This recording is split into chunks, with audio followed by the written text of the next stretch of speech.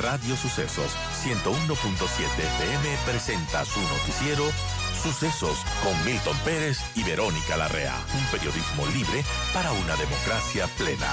Los hechos y las opiniones de los sucesos que marcan nuestro tiempo.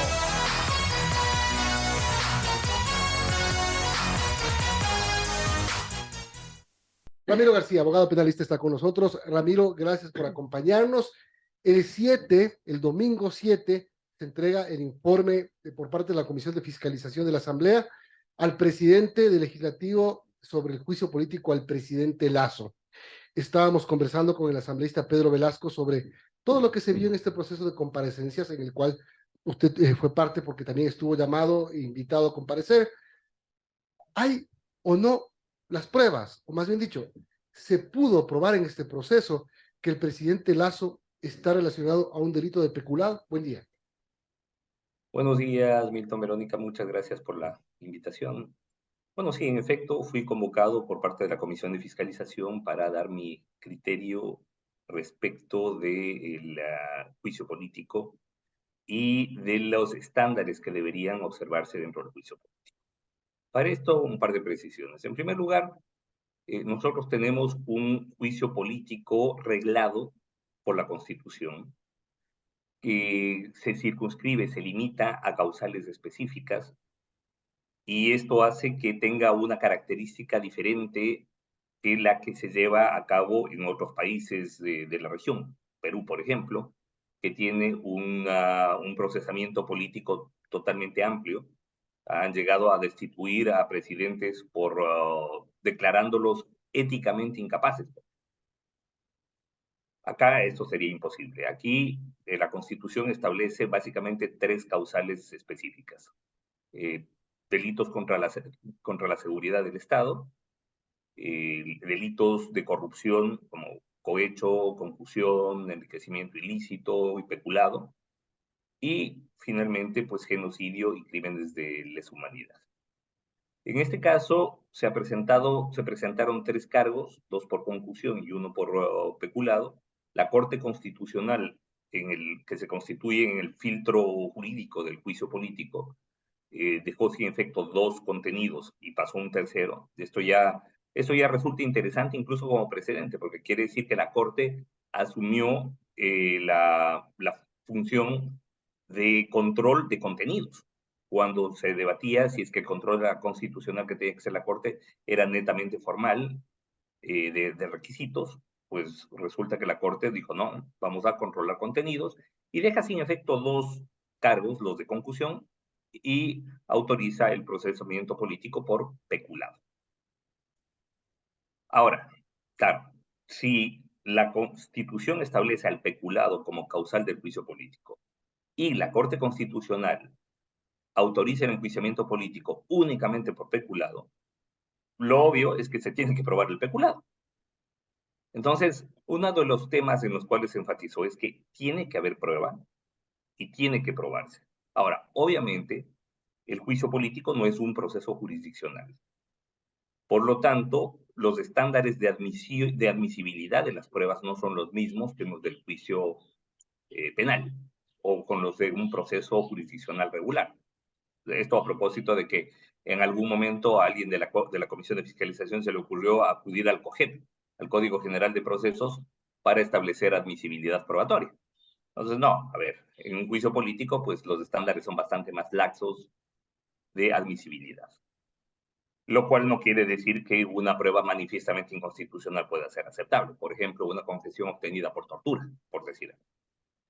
Y luego, también los estándares que se requieren, sobre todo en un proceso penal, de certeza a la hora de condenar, no pueden ser aplicados a un juicio político.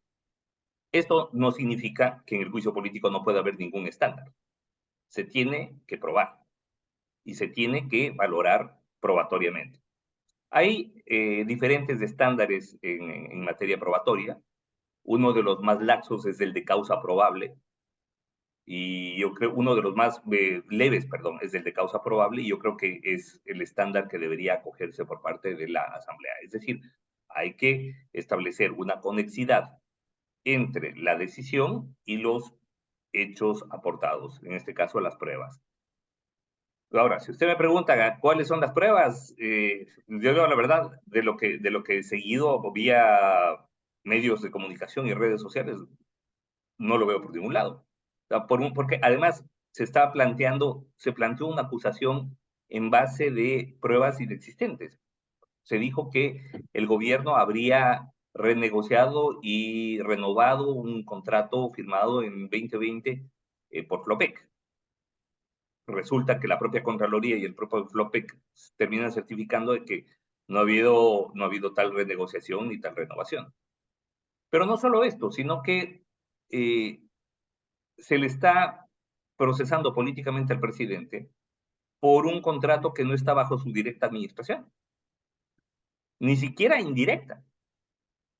Es decir, el presidente nombra al eh, director de empresas públicas.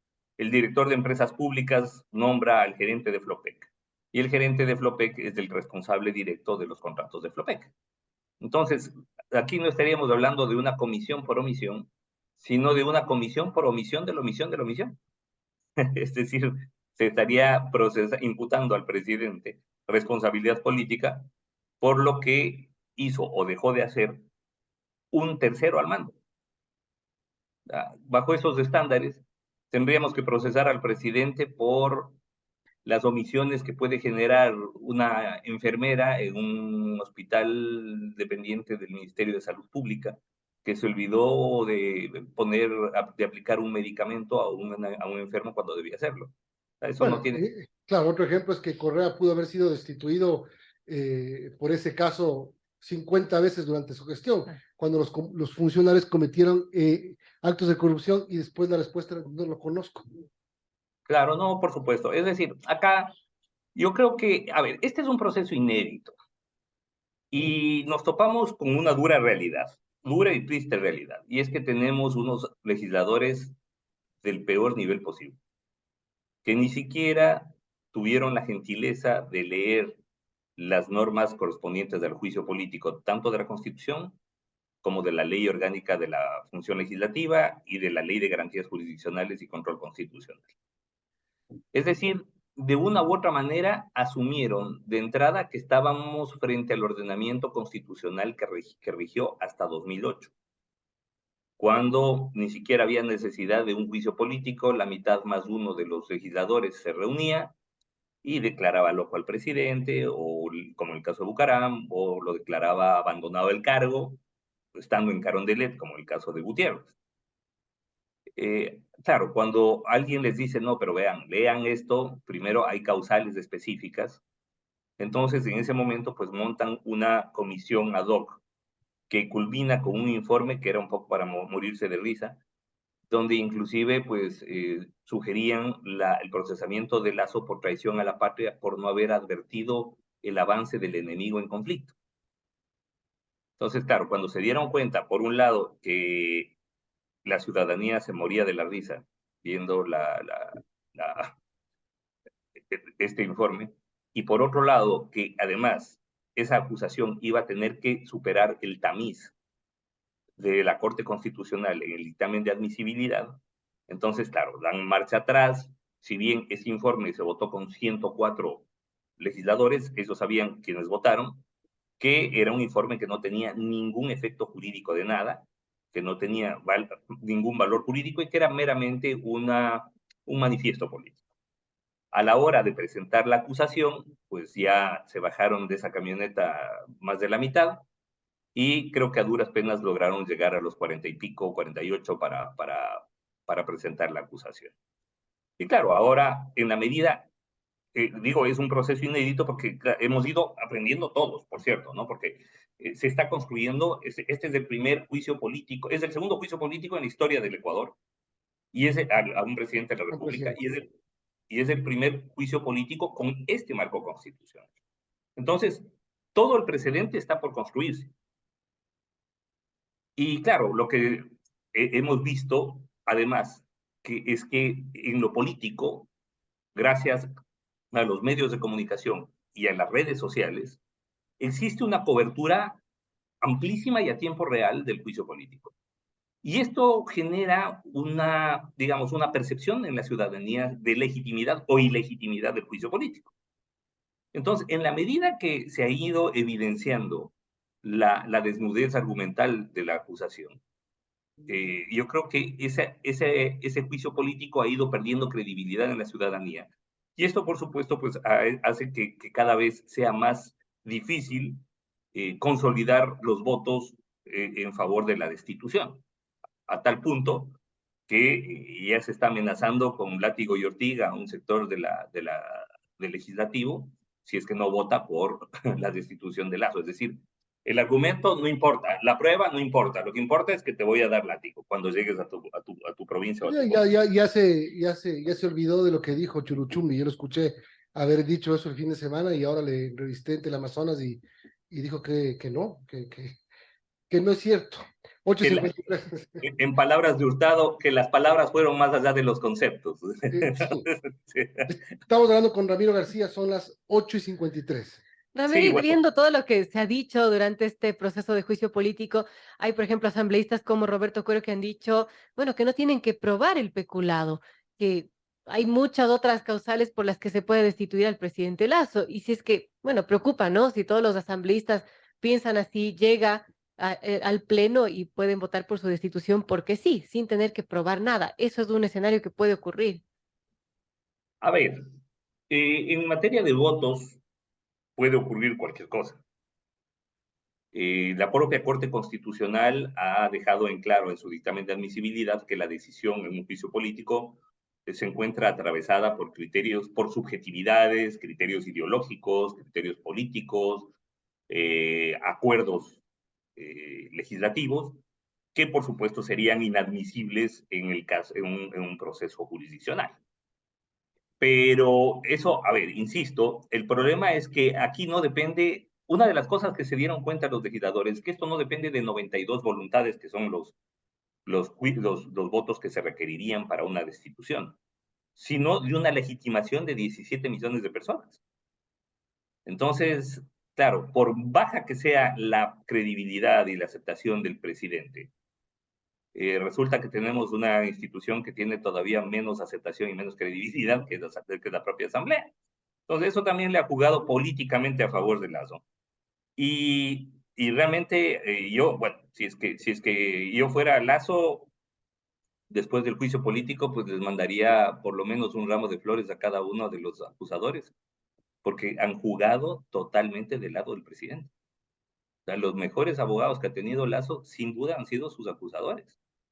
Una precariedad conceptual, una precariedad argumental, pero impresionante, ¿no? Entonces, yo creo que un poco, pues, esa debilidad conceptual ha ido generando una debilidad estructural en el juicio político, al punto que el correísmo, en un momento de desesperación muy, muy típico de esa tienda política, porque además yo creo que llegan a ratos un poco de paranoia colectiva y dicen cualquier cosa, ya dijeron, bueno, vamos a la muerte cruzada.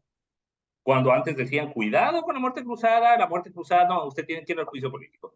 Y luego, el presidente de la CONAIE ya dijo, bueno, porque recordará usted que decía, si es que se da la muerte cruzada, nosotros vamos a Levantamiento. hacer un levantamiento y vamos a las calles. Luego apareció el lunes pasado en una rueda de prensa y dijo, si es que hay muerte cruzada, pues tranquilos, que nosotros no vamos a hacer nada, háganle nomás.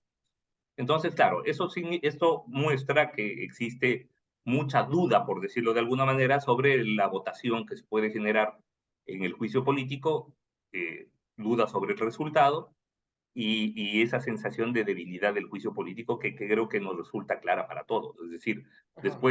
después de una votación de 104 legisladores, es decir, 12 más de los que necesitaban para destituir a Lazo, del informe, porque además, un poco la lógica fue, si votaron por esta pendejada de informe, pues van a votar por cualquier cosa.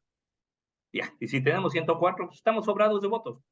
Pues resulta que ahora, pues, los votos no son tantos, ya no les firmaron la acusación y en la medida que ha ido pasando el tiempo, más bien legisladores que votaron por ese informe se han manifestado públicamente en contra del enjuiciamiento. Bueno, esto no está dicho hasta el último día, son las Este reloj está desigual, 8:37. 8:57. 8:57, hay que ponerle pila. Solo un tema para finalizar, Ramiro, es el tema de la inseguridad.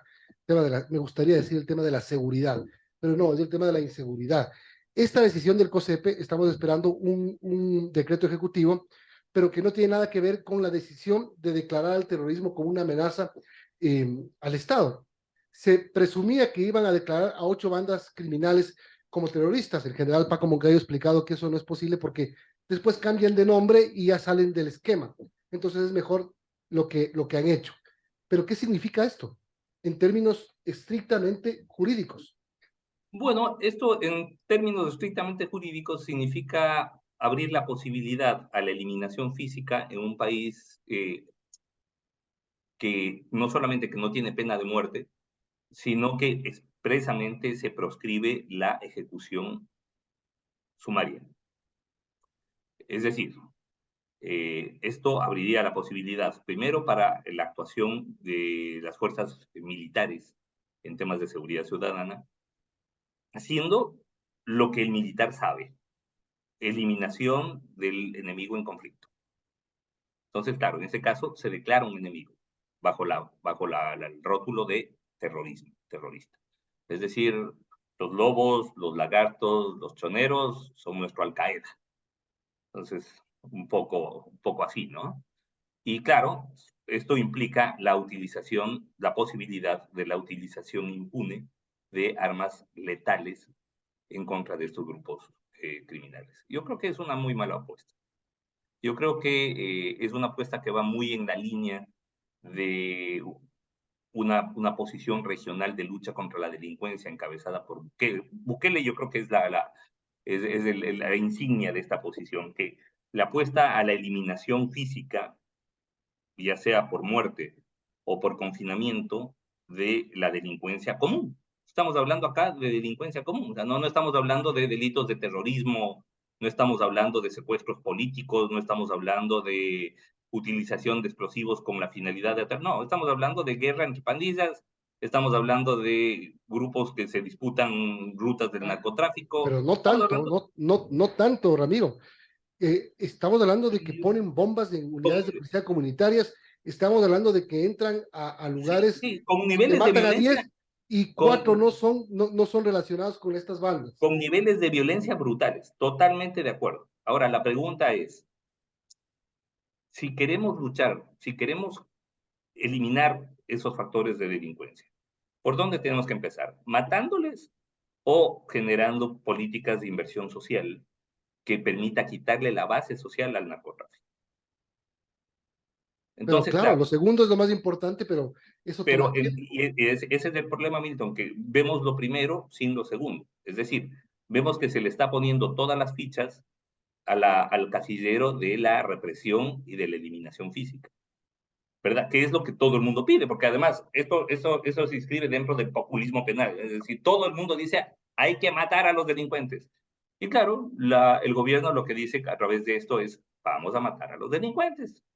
Ya la experiencia ha mostrado, la experiencia latinoamericana sobre todo, que esta apuesta, que en su momento fue implementada por el Perú de Fujimori, por ejemplo, lo que genera son, al corto plazo, un baño de sangre y al mediano y largo plazo una cantidad de procesos por violaciones a los derechos humanos.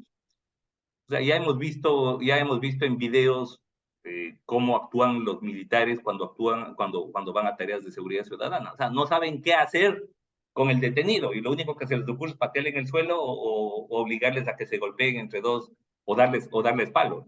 Entonces, Eso es una estupidez. sí, Y sí, que graben totalmente. encima y suban. Eso no se debe hacer. Y estamos, y Obviamente, estamos, y estamos hablando de delincuentes, pero de calle, ¿no?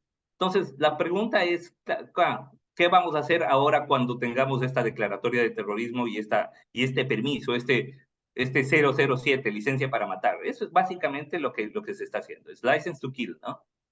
Y claro, ¿qué es lo que va a generar esto? Esto va a generar un baño de sangre. Esto va a generar enfrentamiento con las bandas y va a generar un montón de muertos.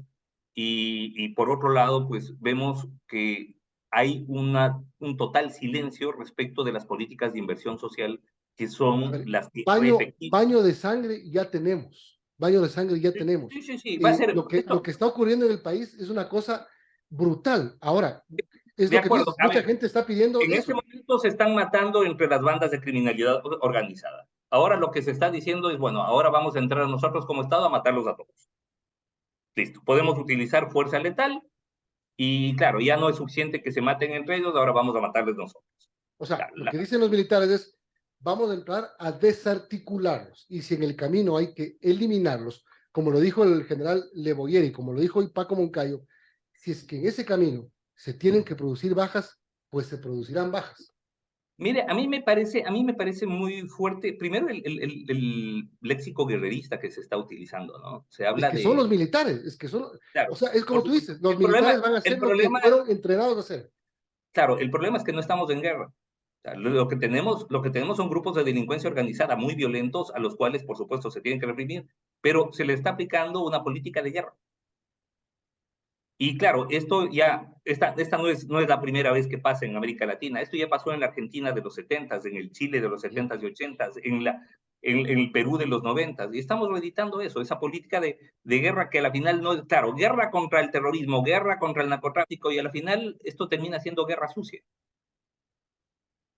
Qué Y complejo. claro, espero equivocarme, espero que después de un año o dos podamos decir, no, no ha pasado absolutamente nada y hubo respeto total a los derechos humanos, pero la experiencia nos ha mostrado que estos permisos, estas licencias para matar, generalmente, y claro, miren ustedes el caso Barrios Altos versus Perú, eh, los casos en Colombia, por ejemplo, el tema de los Yo falsos pongo un caso de una el actuación tema de los efectiva. falsos positivos. Claro, pero yo pongo un caso de una actuación, al contrario, muy efectiva, brutal, sí, de las Fuerzas Armadas peruanas en la operación Chavín de Guantánamo en los 90 cuando secuestraron la embajada de Japón. La operación que lanzó Fujimori mató a todos los Tupac Amarus que estaban ahí y liberó a todos los rehenes de la embajada. Sí, a A lo ver, mejor, si no hacían eso, terminaba de otra forma. mira, Milton, yo creo que el peor ejemplo que podemos poner es el del gobierno de Fujimori. O sea, si hubo un desarrollo jurisprudencial en materia justamente de ejecuciones sumarias, de desapariciones forzadas, en los 90s y 2000 en la Corte Interamericana de Derechos Humanos, han sido los casos contra Perú. Claro, pero si es Es que no, decir, yo no justifico, casos en donde, pero claro, puso, donde terminó claro, Fujimori metido en la cárcel por estas violaciones de derechos humanos. totalmente. El ejemplo que puse es solo de Terminó una acción. Videla muriendo dentro de una celda justamente por estas violaciones de derechos humanos. Es decir, esta me parece que es una apuesta, esta es una película que ya la hemos visto y ya sabemos cuál es el fin.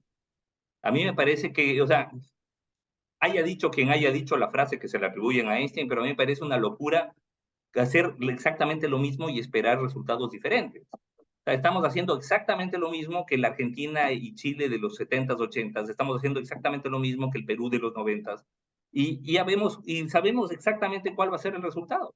Todos queremos que se reduzcan los niveles de inseguridad, todos queremos sacar a los delincuentes de las calles, todos queremos que la violencia eh, desaparezca o por lo menos se reduzca ostensiblemente. Claro, la pregunta es cómo lo hacemos y la respuesta es obvia. Y digo, la respuesta es obvia porque evidentemente la gente está en esos grupos delincuenciales. La gente que está en esos grupos delincuenciales pertenece a los sectores socioeconómicos más deprimidos, pertenece a los sectores que no pueden procurarse legalmente una vida digna. Y lo que le estamos diciendo es, vea, usted que vive en la marginalidad, siga en la marginalidad, pero no me delinca. Porque si usted va a delinquir, cuidado, a ver, y a los papás, y a los hijos, y a los hermanos, díganles que les vamos a matar. No, no, más bien, ¿por qué no les decimos que les vamos a dar escolaridad, que les vamos a insertar en el sector laboral, que vamos a generar inversión social, que es lo que efectivamente reduce la criminalidad? Acá estamos apostándole al punitivismo más cutre latinoamericano de los 90s. Y a esto le estamos llamando nuevas estrategias contra la inseguridad. De nuevo, esto no tiene nada.